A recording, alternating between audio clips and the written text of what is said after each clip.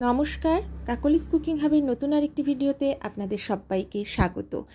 অনেক সময় বাড়িতে রাতে বা দুপুরে ভাত বেঁচে যায়, যেটা দিয়ে কি করব ভেবেই পাই না। সেই ভাত দিয়ে বানিয়ে নিতে পারেন মাত্র 10 মিনিটে এই রেসিপিটা। শুধু আমার দেওয়া কয়েকটা টিপস ফলো করলেই তা হয়ে উঠবে স্বাদে গন্ধে অসাধারণ। তাহলে চলুন দেখতে থাকুন। রেসিপিটা বানানোর জন্য গ্যাসে আমি একটা কড়া বসিয়ে দিয়েছি। 3-4 চামচ মতো সানফ্লাওয়ার অয়েল আমি এতে অ্যাড করেছি। এটা গরম করে আমি একটা বাটিতে 2টো ডিম ভেঙে নিয়ে সেটা এর মধ্যে অ্যাড করে দিলাম। এবার এর ওপরে 1/2 চা চামচ লবণ ছড়িয়ে দিচ্ছি। ডিমটা একটু জমে গেছে, এবার এটাকে নেড়ে চেড়ে ভালো করে মিশিয়ে আমি ডিমের ঝুড়ি বানিয়ে নেব। ভালো করে মিশিয়ে এটাকে ভালো করে একটু ভেজে নিতে হবে আর টুকরো টুকরো করে নিতে হবে। এই রেসিপিটা আমি সবসময় হোয়াইট অয়েলেই করি, আপনারা চাইলে এর মধ্যে একটু বাটারও দিতে পারেন। আমি আজ আর দিলাম না। ঝুড়িটা আমার হয়ে গেছে, এটা আমি তুলে নেব। ওটা তুলে নেওয়ার পরে আমি আরও 4 টেবিল চামচ মতো হোয়াইট অয়েল অ্যাড করে আমি এর মধ্যে ছোটো এলাচ আর দারচিনি একটু থেতো করে ফোড়ন দিয়ে দিলাম। এটাকে 30 সেকেন্ড মতো আমি একটু ভেজে নেব।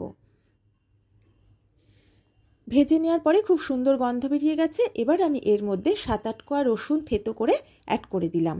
রসুনটা দিয়েও 30 সেকেন্ড মতো আমি একটু নেড়ে চেড়ে নিচ্ছি।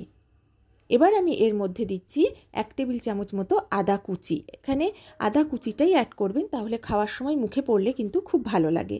এটাও 30 সেকেন্ড মতো আমি একটু নেড়ে চেড়ে নিচ্ছি। আমি আমার পরিমাণ মতো বোনলেস চিকেন ছোটো ছোটো টুকরো করে অল্প কিছুটা নিয়েছি, সেটা আমি এবার এর মধ্যে অ্যাড করে দিলাম। আর এর মধ্যে এটা একটু নেড়ে চেড়ে নিয়ে আমি এর মধ্যে অ্যাড করে দেব অল্প একটু লবণ। লবণটা দিয়েও একটু নেড়ে চেড়ে মিশিয়ে নেব। মেশানোর পরে আমি এতে অ্যাড করে দিচ্ছি 1 চা চামচ মরিচ গুঁড়ো। এবার আমি চিকেনটাকে হাই ফ্লেমে ভাজবো। এই চিকেনটা কিন্তু সবসময় হাই ফ্লেমেই ভাজতে হবে, তা না হলে চিকেন কিন্তু ছিবড়ে হয়ে যাবে বা শক্ত হয়ে যাবে। চিকেনের কালারটা চেঞ্জ হয়ে এসেছে, আমি স্প্যাচুলা দিয়ে দেখলাম একটু নরমও হয়ে গেছে। এইভাবে চিকেনটা আমি ভেজে নিচ্ছি। চিকেনটা কিন্তু ভাজতে ভাজতেই সেদ্ধ হয়ে যাবে। এবার আমি এর মধ্যে কিছু সবজি অ্যাড করব। প্রথমে অ্যাড করে দিচ্ছি গাজর কুচি। আমি একটা বড় সাইজের গাজর অর্ধেকটা নিয়ে সেটাকে একটু মোটা আর লম্বাটে করে ছোট ছোট করে টুকরো করে কেটে নিয়েছি। গাজরটা দিয়েও মিনিট খানেকের একটু বেশি সময় ধরে আমি একটু ভেজে নিচ্ছি। একটু নেড়ে চেড়ে নেওয়ার পরে আমি এর মধ্যে অ্যাড করে দেব অল্প একটু লবণ। 1/2 চা চামচ মতো লবণ আমি অ্যাড করলাম। লবণটা কিন্তু বুঝে বুঝে অ্যাড করতে হবে। এবার লবণটা দিয়ে নেড়ে চেড়ে নিয়ে আমি অ্যাড করে দিচ্ছি অল্প একটু ফুলকপি ছোট ছোট করে টুকরো করে নিয়েছি। আমি 2টো বড় ফুলকপির ছোট ছোট টুকরো করে এর মধ্যে অ্যাড করে দিলাম। সবজিটা অবশ্যই আপনারা আপনাদের পরিমাণ বুঝে অ্যাড করবেন। এবার এটা দিয়েও নেড়ে চেড়ে নিয়ে এবার ঢাকা দিয়ে লো ফ্লেমে আমি মিনিট খানেক রেখে দেবো, তাহলে সবজি দুটো একটু নরম হয়ে আসবে। আমি ঢাকা দিয়ে মিনিট খানেক রেখে দেওয়ার পরে এর মধ্যে অ্যাড করে দিচ্ছি ক্যাপসিকাম কুচি। একটা মাঝারি সাইজের ক্যাপসিকাম আমি অর্ধেক নিয়ে সেটা ছোট ছোট টুকরো করে নিয়েছি আর 1/2 কাপ মটরশুঁটি অ্যাড করে দিলাম। এবার সব কিছু ভালো করে নেড়ে চেড়ে প্রথমে মিডিয়াম ফ্লেমে একটু মিশিয়ে নেব, তারপরে ঢাকা দিয়ে লো ফ্লেমে কিছুক্ষণ রেখে দেব যাতে সবজিগুলো নরম হয়ে আসে।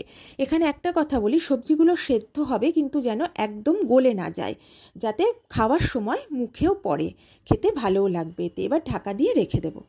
হয়ে গেছে। এবার আমি এর মধ্যে একটা পেঁয়াজ কুচি মিডিয়ামের থেকে একটু বড় এর মধ্যে অ্যাড করে দিলাম। পেঁয়াজ কুচিটা এই সময় অ্যাড করলাম কারণ পেঁয়াজটা খুব বেশি আমি ভাজতে চাই না। পেঁয়াজটা এখনই নাড়তে নাড়তে নরমও হয়ে যাবে, কাঁচা ভাবটাও চলে যাবে। কিছুক্ষণ নেড়ে নিয়ে আমি এর মধ্যে অ্যাড করে দিচ্ছি কিছুটা কাজু বাদাম। কাজু বাদামটা আমি একটু টুকরো করে নিয়েছি আর দিচ্ছি কিছুটা কিশমিশ। এগুলো সম্পূর্ণ অপশনাল, আপনারা না চাইলে নাও দিতে পারেন, তবে দিলে খাওয়ার সময় কিন্তু খুব ভালোই লাগে। এবার মিডিয়াম ফ্লেমে আমি মিনিট খানেক একটু ভেজে নেব। মিনিট খানেক ভেজে নেওয়ার পরে আমি এর মধ্যে 1/2 চা চামচের একটু কম লবণ অ্যাড করে দিলাম। আপনারা লক্ষ্য করবেন আমি লবণটা কিন্তু বারে বারে অল্প অল্প করে অ্যাড করছি। যেভাবে সবজিটা দিচ্ছি সেইভাবেই আমি লবণটা অ্যাড করছি, কারণ সবজির মধ্যে লবণটা একটু ঢোকার দরকার, আবার লবণটা যেন খুব বেশিও না হয়ে যায়, তাই বুঝে বুঝে কিন্তু অবশ্যই লবণটা অ্যাড করবেন। এবার আমি এর মধ্যে দিচ্ছি টমেটো কুচি। টমেটো কুচিটা আমি একটা বড় সাইজের টমেটো নিয়ে তার থেকে অর্ধেকটা কুচি করে নিয়েছি। টমেটোটা এই সময় দিয়েছি আর হালকা হাতে ভালো করে মিনিট খানেক আমি ভাজবো। এমনভাবে ভাজবো যে টমেটোটা যেন গলে না যায় অথচ কাঁচা ভাবটাও চলে যায় আর আস্তও থাকে। আমার টিপসগুলো ফলো করে এইভাবে যদি রেসিপিটা আপনারা বানান তাহলে দেখবেন খেতে কিন্তু অসাধারণ লাগবে। রাতের বেলা ডিনারে যখন কিছু বানাতে ইচ্ছা করে না, তখন খুব সহজে 10 মিনিটে এই 1 পট মিলটা কিন্তু বানিয়ে ফেলতে পারেন, খুবই সুস্বাদু হবে। এবার আমি এর মধ্যে দিলাম কিছুটা কাঁচা লঙ্কা কুচি।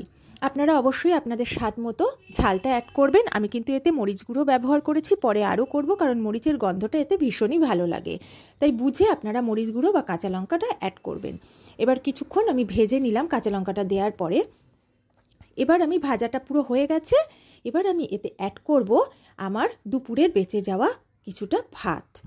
এই ভাতটা আমার রয়েছে 3 কাপ, এর থেকে অর্ধেকটা ভাত আমি প্রথমে অ্যাড করে দিচ্ছি, আর বাকিটা ভাত পরে অ্যাড করব। এই ভাতটা অ্যাড করে দিয়ে হালকা হাতে আমি সবজির সাথে মিশিয়ে নিচ্ছি। সবজির সাথে এটা ভালো করে প্রথমে মিশিয়ে নিতে হবে। আর ভাতটা কিন্তু অবশ্যই যেন ঠান্ডা হয়, গরম ভাত একদমই দেবেন না, তাহলে কিন্তু আরও গলে গিয়ে কাদা কাদা হয়ে যাবে, একটুও ভালো লাগবে না। এবার আমি এর মধ্যে অ্যাড করলাম কিছুটা লবণ আর খুব অল্প পরিমাণ একটু চিনি, কারণ ভাতের সাথে একটু লবণ আর মিষ্টিটা মিশলে টেস্টটা খুব ভালো হবে, তাই জন্য এবার এটা দিয়ে আমি ভালো করে নেড়ে চেড়ে একটু মিশিয়ে নিচ্ছি। আর ভাতটা দেওয়ার আগে 5 মিনিট কি 10 মিনিট একটু যদি ফ্রিজে রেখে অ্যাড করেন তাহলেও খুব ভালো হবে। তবে আমি ফ্রিজে রাখিনি, একেবারে ঠান্ডা ভাত দিয়েছি, আর ভাতটা যেন অবশ্যই ঝুরঝুরে হয়। এবার আমি নেড়ে চেড়ে একটু মিশিয়ে দিলাম। প্রথমবার ভাতটা দেওয়ার পরে মিনিট 2 মতো হাই ফ্লেমে আমি ভালো করে ভেজে নিয়েছি, সুন্দরভাবে মিশিয়ে নিয়েছি। এবার আমি বাকি ভাতটা অ্যাড করে দিলাম। এবার ভাতের ওপরে আমি দিয়ে দিচ্ছি 1/2 চা চামচ লবণ, 1/4 চা চামচ চিনি, আর আমি দিচ্ছি 1.5 চা চামচ গোলমরিচ গুঁড়ো। এবার ভাতের সাথে সব কিছু খুব ভালো করে হালকা হাতে মিশিয়ে নেব, আর অবশ্যই গ্যাসের ফ্লেমটা কিন্তু হাইতে রাখবো। ভাতটা অ্যাড করার পরে গ্যাসের ফ্লেমটা কিন্তু হাইতে রেখেই রান্নাটা করতে হবে।